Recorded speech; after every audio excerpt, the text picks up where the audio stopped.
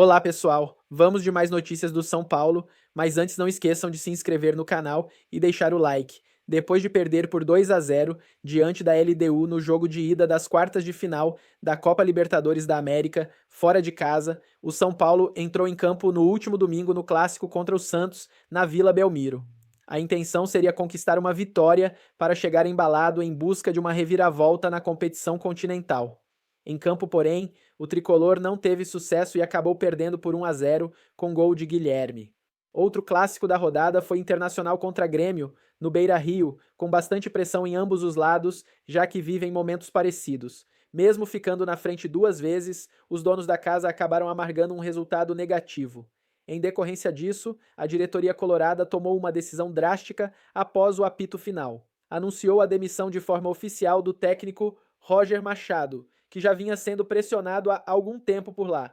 Nessa linha, alguns treinadores começam a ser cotados no Sul, sendo que um deles teve passagem recente no Morumbi. Luiz Zubeldia, atualmente sem clube, que saiu e abriu espaço para o retorno de Hernan Crespo. Neste momento, o argentino tem boa aceitação interna e também entre parte da torcida, que lembra de seu estilo ofensivo e de resultados recentes no futebol sul-americano, mas só quer assumir um projeto a partir do próximo ano. No entanto, de acordo com informações do jornalista Marinho Saldanha, quem também é uma opção nos bastidores por lá é Tite, mas as questões de saúde ainda está à disposição. Para esse clássico de hoje, só um destaque aqui, em 11 jogos sem o Neymar, né, em jogos atuando pelo Santos, o Santos só conseguiu vencer uma vez e foi justamente contra o Fortaleza. Agora, falando um pouquinho do São Paulo, havia muita expectativa de ter o Oscar em campo, né? Ele voltou a trabalhar com o grupo durante a semana, mas não vai ser dessa vez. O jogador que teve ali uma fratura nas vértebras lombares, ventando por aqui bastante, né, craque? Mas enfim, o Oscar não vai estar em campo dessa vez e o Lucas também não. O Lucas segue aí aprimorando a forma física, lembrando que ele tirou os pontos da artroscopia no joelho recentemente, craque. E a expectativa para o jogo? Aí eu fazendo propaganda na Globo lá, cara. Que legal, lá eu e o Leonardo fazendo propaganda na Globo lá. Que fase que eu tô. Tô na Band e na Globo ao mesmo tempo. Tô na Globo e na Band ao mesmo tempo. Que coisa mais maravilhosa. A televisão é assim. Ô, Tati, qual a expectativa de torcida Santos e São Paulo? E qual a expectativa do Neymar? Porque todo mundo ficou surpreso por mais uma contusão muscular do Neymar. Tati Tavares. É isso, craque. Todo mundo ficou surpreso. Na verdade, eu não sei se surpreso, né? Essa é a terceira lesão muscular do Neymar nessa temporada. O Santos que não vai ficar aí sem contar com um jogador, como eu disse, provavelmente um pouco mais de um mês, mas pode ser mais do que isso. Vou pedir para o nosso cinegrafista, o Rafael Pinotti, rapidinho aqui para você, sem ocupar seu tempo, craque. Qualquer coisa você me dá um grito por aqui. Dá só um giro aqui para você ver o ambiente, o pessoal chegando aqui na Vila Belmiro para o Clássico. Última parcial era de mais de 10 mil ingressos vendidos, mas pode ser que tenha um pouquinho mais. Lembrando que o Santos não está numa situação muito boa na tabela, né? Mas o pessoal está por aqui, ó. O pessoal gritando, enfim, certas palavras que a gente não precisa ver essa hora, mas é isso, craque. Esse é o ambiente aqui na Vila Belmiro, o pessoal chegando, daqui a pouquinho todo mundo entrando aí pro Clássico 8h30 da noite. Tá bom, Tati, muito obrigado aí direto da Vila Belmiro. Na verdade, os xingamentos, eu acho que não tem problema no futebol. Eu nunca achei ruim. Eu sempre, quando eu levei meus filhos do campo, falei, ó, aqui vocês podem falar palavrão, lá em casa não. Porque o futebol, você vai se atravessar, sabe? Você vai... você tá ali, você não tem que ter agressão, você não tem que ter nenhum tipo de briga, sabe? Não tem o que aconteceu no Rio de Janeiro. Mais uma vez. Os caras foram todos presos da torcida do Flamengo. Mataram o rapaz do Vasco, lembram? Mataram. Da Hernan Crespo. Há 50 anos eles conheceram o esporte de la pelota. Na terra do Maradona, onde o tango é patrimônio, Hernan Crespo e Juan Pablo Vojvoda entraram cedo para a dança do futebol. Crespo foi atacante, Vojvoda zagueiro. Anos depois, na mesma época, mudaram o compasso das carreiras. Passaram a ocupar a beira do gramado. E acho que vão mais ao jogo físico, com um bom jogo, mas vão mais generando paixão nos jogadores que jogo bonito. A primeira vez que os hermanos se enfrentaram foi em 2019. Vojvoda comandava o Tajeres e Crespo era técnico do Banfield. Pela Liga Argentina, o time de Vojvoda se deu melhor. Vitória por 3-1.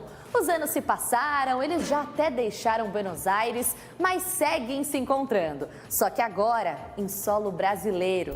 Os trabalhos feitos na terra do Pelé repercutem bem entre os argentinos.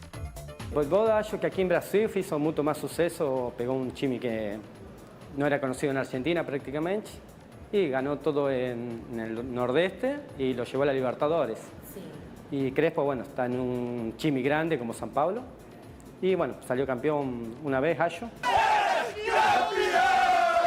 Em 2021, pelo Brasileirão, o Fortaleza de Vojvoda superou o São Paulo de Crespo por 1-0.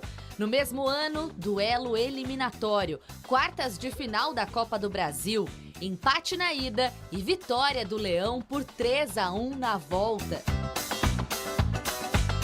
Soy totalmente sincero. Eu acho que o principal arma de Fortaleza fue su espíritu combativo en todo momento. Isso foi o que nos deu a classificação. Vojvoda conheceu São Paulo muito cedo. Quando ainda era apenas um adolescente, ouviu falar do São Paulo. Ya sabemos la grandeza de San Pablo, ya directamente en esta sala o mirando la historia, ¿no? Con Copa Libertadores, con Copas de Mundo también. He asistido a la final la primera final que ahí veo del 92. La historia de Morumbi y de San Pablo está en mi cabeza desde hace muito tempo.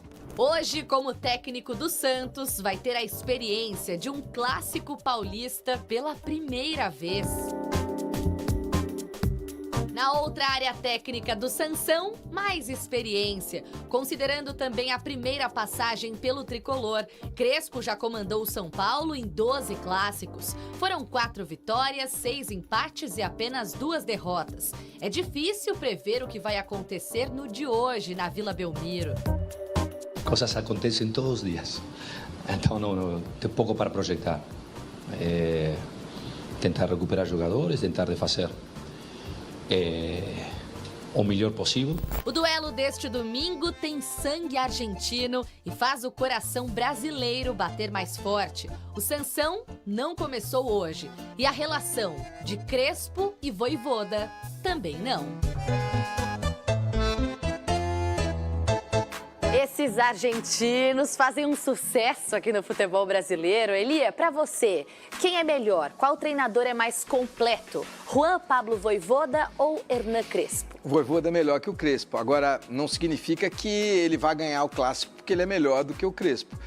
O time do São Paulo é bom, o time do São Paulo hoje vai ter a volta do Oscar, a gente vai falar sobre isso daqui a pouquinho, mas entre treinadores eu entendo que para esse momento os dois são experientes, os dois são qualificados, um muito próximo do outro, mas eu acho que um pontinho acima, o Vojvoda é melhor treinador que o Crespo. Quando a gente fala dos times, o Santos não vai poder contar com o Neymar, mais uma vez já falamos sobre isso. No papel, tem favoritismo se a gente considerar as peças que estarão nesse clássico? Lembrando que o São Paulo vai ter pela frente também nessa semana a partida de volta da Libertadores, tem que ir atrás do resultado, pode poupar alguns atletas. No papel, quem é favorito?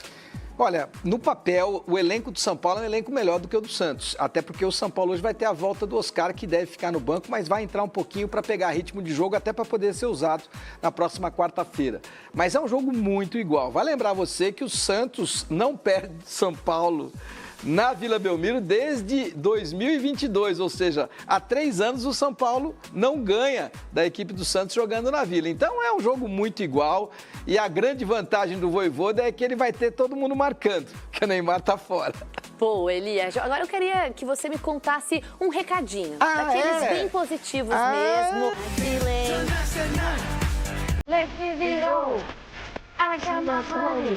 Essa daqui é da minha época! Sexta-feira, fui numa festa só de música dos anos 2000, que é a minha época. Tocou essa. Você nasceu em 2000? 2000. Oh, que sonho, hein? Que sonho! 2000! 2000? Isso, 2000 foi um ano ruim pra mim. Foi? Ai, meu Deus. 2000 perdi emprego aqui. Deus me livre. Não, vamos voltar pra 2025. Mas 1998 e 99 foram os melhores. Tava voando. Aí tava uma vida. Aí, seguir a vida, lógico, vida que segue. O mais importante é entender que a vida segue. Você tem que encontrar soluções. E depois, em 2005, voltei ao Band Esportes, foi muito interessante. Coisa boa. Mas olha, nesse período entre 2000 e 2005, trabalhei na DirecTV, trabalhei no SBT, fui muito feliz lá em Campo Grande, no Mato Grosso do Sul também. Ou seja, a vida te tira um caminho e te apresenta outras alternativas. Eu acho que a retrospectiva do Elia podia ter essa música, ó. Tonight, tonight's gonna be tonight, tonight's gonna be Bom, Elia, nesse mesmo ritmo, um final de semana agitado também em Curvelo, Minas Gerais, com os brutos da Copa Truck. Quem vai trazer as informações? Maravilhoso, espetacular, mas um time que dá 4 finalizações durante 90 minutos mais os acréscimos, não pode vencer uma partida. Um time que dá 4 finalizações, que não morde, não faz nada, não tem como vencer uma partida. Venceu quem mereceu vencer. O Santos que deu 19 finalizações contra 4 do São Paulo. Então, uma partida que, obviamente, que não tem como ficar também só criticando, porque o São Paulo foi com o time reserva, mas só que eu critico e eu não engulo esse negócio de o time reserva do São Paulo, porque... Antes, deixa o like, comenta, compartilha, se inscreva aqui, comenta o que você achou da partida de hoje. O São Paulo, um time alternativo, visando, obviamente, com a cabeça lá na quinta-feira contra a LDU. Só que se você olhar, por exemplo, você olha na zaga, Rafael Tolói é jogador para ser titular. Experiência e tal. O Sabino, vira e mexe, tá no time titular. Você vê o Mailton, que veio para ser um lateral direito mais ofensivo. Um Alisson, que outrora era titular incontestável. Você vê o Rodriguinho, que hoje é praticamente um titular. O Wendel, que ganha quase R$1 milhão por mês e tava vindo jogando bem. O Ferreirinha, que para muitos é titular absoluto desse time. E o Dineno, querendo retomar a confiança e buscar seu espaço no time. Eu acho que esse time do São Paulo que entrou hoje em campo, os 11 iniciais, é um time, por exemplo, mais valioso em termos de grana do que o time da LDU. Ou tô errado? Então eu acho que tem que ser cobrado sim. Eu vi muitos influenciadores, mas o São Paulo tá pensando só na quinta-feira, então deixa quieto o resultado de hoje. Não deixa quieto o resultado de hoje. Eu entendo que, muito provavelmente, o time tá com a cabeça lá na LDU, só que os titulares não jogaram. Os titulares foram poupados, não foram poupados os titulares?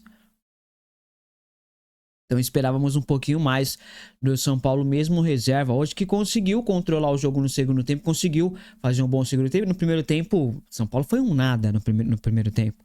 O Yang foi muito bem, e isso foi muito bom pro Yang, tá? Porque o Yang afasta aquela imagem tenebrosa que ele deixou, que ele nem falhou.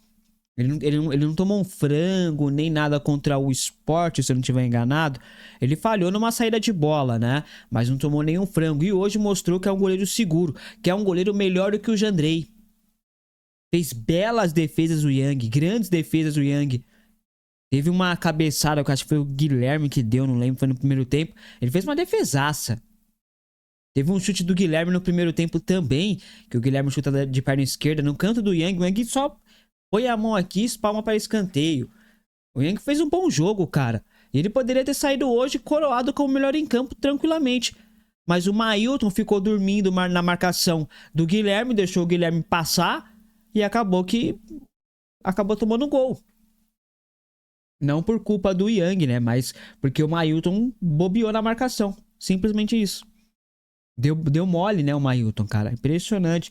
Mas o Yang, eu gostei da partida de hoje e temos que parabenizá-lo né? E ele também, né? Tem que comemorar, porque apesar da derrota, mas ele tirou aquela... Sabe aquela imagem ruim que ficou, aquela impressão ruim? Porque a primeira impressão é que fica, né? Então ele conseguiu afastar isso aí. O Lucas Perry, por exemplo, não teve essa oportunidade. O Yang conseguiu e tomara que a gente veja ele mais e mais em campo, né? E ele possa desenvolver Ainda mais o Brazão, por exemplo, é um excelente exemplo de um goleiro de base que vai muito bem, né? O Brazão, baita de um goleiro do Santos. E aí é o que eu falo, rapaziada, o time do São Paulo, mesmo reserva, não é um time horroroso não, só que é um time que não conseguiu jogar. Um time completamente sem inspiração hoje, um time que não jogou nada. Viveu de ligação direta, por isso que não chegava no gol. Então, não tem como a gente ficar também criticando o Dineno, por exemplo, sendo que a bola não chega pra ele porque ficava fazendo ligação direta. E olha que hoje a gente tinha o Rodriguinho, então não tinha desculpa de, a gente não tem nenhum meia pra fazer a armação. Não, a gente tinha o Rodriguinho, cara, é só colocar o Rodriguinho pra jogar. O Alisson, tá acontecendo com o Alisson, velho? Só tô aqui pra trás. Impressionante. Eu acho que o único que entrou no segundo tempo e deu uma sobrevida e mostrou que ainda tá daquele jeito é o Marcos Antônio. O resto, o Bobadilla entrou e errou tudo que tentou. Tudo que o Bobadilla tentou, ele errou. Impressionante. Que partida horrorosa do Bobadilla, cara. Impressionante. Eu fazia tempo que eu não vi o Bobadilla jogar tão mal, mas já faz alguns jogos que ele não vem jogando bem. O Luciano hoje entrou e errou tudo. Errou tudo. O Rigoni entrou hoje e errou tudo também, cara. Então qual que é a desculpa? Ah, o time reserva. Mas os titulares entraram e não fizeram nada. Aí ao invés do Crespo relacionar o Luca, por exemplo, um moleque da base, que vinha bem, né, antes da lesão e tal, dando uma esperança pro torcedor, não, ele prefere relacionar o Rigoni. Eu falei pra vocês quando o Rigoni chegou, eu não sou contra a contratação do Rigoni, antes que comente aqui, eu não sou contra a contratação do Rigoni. Eu só acho que o São Paulo não necessitava de tê-lo. Eu acho que o São Paulo deveria ir atrás no mercado e priorizar um centroavante, mas não, prefiro ficar esperando até o último segundo da janela de transferência pelo Marcos Leonardo, não trouxe ninguém. Não adianta culpar o Dineno. O culpado é o Dineno? Não, né? O culpado é o Rigoni, porque quem trouxe o Rigoni? Repito, eu não sou contra o Rigoni, só que é como eu falei quando ele chegou. E eu vou falar a frase que eu falei quando o Rigoni chegou. O meu medo é o Rigoni chegar e tomar o espaço da molecada de Cotia. Na época o Henrique Carmo ainda tava, e eu ainda falei. O meu medo é o Rigoni chegar, tomar o espaço do Luca, tomar o espaço do Henrique Carmo. Dito e feito. O Henrique Carmo foi vendido, por quê? Porque o Rigoni tem que jogar. O Luca foi preterido, por quê? Porque o Rigoni tem que jogar. Aí o Crespo vai me falar que que ele não pediu o Rigoni? Não engana ninguém, né, Crespo? Pelo amor de Deus, cara. Custava ter relacionado o Luca, não era pra entrar com o time reserva? Põe o Luca pra jogar, mano. Então, complicado. Uma partida tenebrosa do São Paulo, uma partida horrorosa do São Paulo, como uma das piores que eu vi nesse ano, obviamente. É um time alternativo, a gente entende que é um time alternativo. Tivemos o Luan, por exemplo, como capitão, muito importante, fez um bom jogo dentro, né, do que foi a partida, né? Eu só fico... Lembra que eu falei pra vocês que o Crespo tava testando o Negrutti como zagueiro? Olha a informação confirmada. Negrutti hoje entrou como zagueiro. Então, pra quem fala que eu só falo besteira, que eu não falo nada com nada, toma essa na sua cara aí de novo, seu trouxa. Então o Negrutti entrou como zagueiro. Não vou falar que eu gostei ou não gostei. Não tem como analisar o moleque. O moleque tá jogando numa posição que não é a dele. Eu gostaria de ver realmente o Negrutti como um volante, que é a função dele, né, rapaziada? Mas enfim, como zagueiro, não comprometeu. A falha foi do Mailton, não foi do Negrutti. Mas também não fez, nossa, uma partidaça e tal. Enfim, né, rapaziada? Entrou, como eu falei, o Bobadilla entrou, o Enzo Dias entrou e pouco fez também. Os que entraram, sei lá se são considerados titulares, eu acho que sim, já que o Crespo colocou o time reserva e depois foi colocando os titulares. Os que entraram não resolveram bosta nenhuma, a não ser o Marcos Antônio, que tentou uma coisa ou outra ali diferente. O resto... O Bobadilla errou tudo, o Luciano errou tudo, o Rigoni só entrou pra tomar cartão amarelo, pra dar uma trombada no brasão, fez mais bosta nenhuma também, então complicado, cara, é triste, mas faz parte. É ruim você ver o São Paulo perdendo pro time horroroso do Santos, porque o time do Santos é horroroso, não tem nem o que fazer, mas é o que se tornou o São Paulo. A montagem de elenco dessa diretoria, né, nessa temporada foi uma montagem ridícula. Se desfez de um monte de jogador que poderia ser importante. Por exemplo, por jogo de hoje, quem poderia ser importante? O Nestor poderia ser importante, o Michel Araújo poderia ser importante, o Wellington Rato poderia ser importante. O Henrique Carmo poderia ser importante. O William Gomes poderia ser importante. O Lucas Ferreira, o Matheus Alves poderiam ser importantes. Mas o São Paulo se desfez de vários jogadores e montou um plantel, tá ligado? Se desfez de um monte de jogador a fim de diminuir a folha salarial. Só que a folha salarial tá da mesma coisa. Se diminuiu R$1 milhão. Diminuiu quase nada. Então, é ruim. É ruim. A montagem de elenco do São Paulo esse ano foi muito ruim. E pode colocar a culpa no Casares. Todo mundo fala assim, mas Beijo, para de reclamar, o negócio do São Paulo é quinta-feira. Mas você não pode pensar só, é quinta-feira. Cara, você tem que pensar lá na frente. Você não pode abdicar de um campeonato brasileiro, porque você não tem garantia de que você vai ganhar a Libertadores. Então vamos mirar o G6, o G4, para que a gente consiga realmente garantir a classificação para a próxima Libertadores. Não perder ponta aqui. Por isso que eu falo, mano, a gente tem que parar de ser conformado. Que esse discurso de, não, estamos na Libertadores, então já era. Não, mas quem garante que você vai conquistar a Libertadores?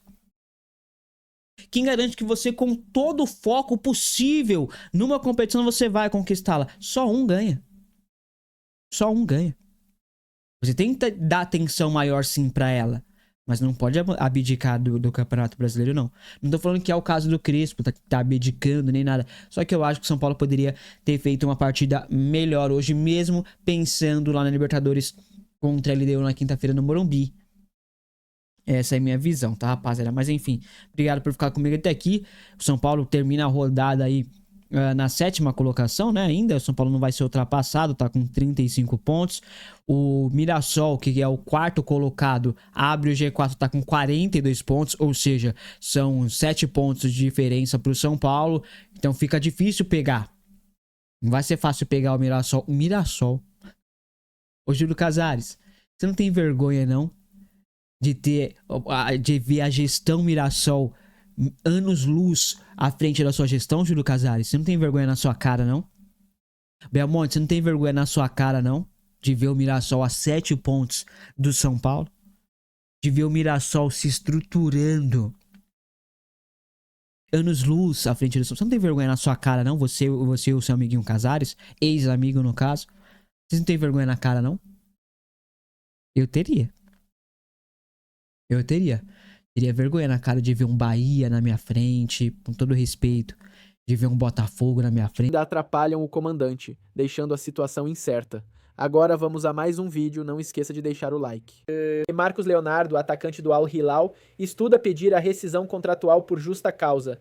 De acordo com os jornalistas André Hernan e Bruno Andrade, a equipe do atacante avalia o movimento por entender que o atleta está sendo privado de exercer sua função como jogador. O goleador esteve muito próximo de reforçar o São Paulo nos últimos dias. No entanto, o acordo não avançou. Agora, a preocupação é ainda maior. Marcos Leonardo não está nos planos do técnico Inzaghi para a Saudi Pro League e ficou fora da lista de inscritos. Diante desse cenário, a equipe do atleta avalia a possibilidade de buscar a rescisão na FIFA. Caso consiga o desligamento, mesmo com a janela de transferências já fechada no Brasil e na Europa, o atacante poderia assinar com qualquer equipe como agente livre. As restrições de janela só valem para atletas com contrato vigente e, em caso de rescisão, Marcos ficaria livre no mercado imediatamente. Assim, o jogador poderia reforçar um clube de forma gratuita, mesmo fora do período regular de inscrições. O São Paulo quer Marcos Leonardo e monitora de perto. A tendência é que, caso ele consiga a rescisão e fique livre no mercado, o clube tente novamente sua contratação. O jogador, nas últimas semanas, deixou claro que sua prioridade seria vestir a camisa tricolor. Após o acordo frustrado, o atacante chegou a publicar uma mensagem enigmática nas redes sociais. A postagem foi interpretada como um sinal de que realmente deseja deixar o clube saudita o quanto antes e buscar uma nova oportunidade em sua carreira. Caso a rescisão se concretize, Marcos Leonardo chegaria ao mercado como uma das peças mais cobiçadas. O atacante é considerado um jogador de enorme talento, com potencial de seleção brasileira e teria condições de assumir a titularidade na maioria dos times no Brasileirão. O Atlético Mineiro esteve interessado. Além do Galo, o nome de Marcos Leonardo também já circulou no futebol europeu. Itália, França e Espanha monitoraram sua situação recentemente e podem entrar na disputa caso o jogador fique livre no mercado da bola. E você, torcedor, o que acha da situação de Marcos Leonardo? Deixe sua opinião nos comentários.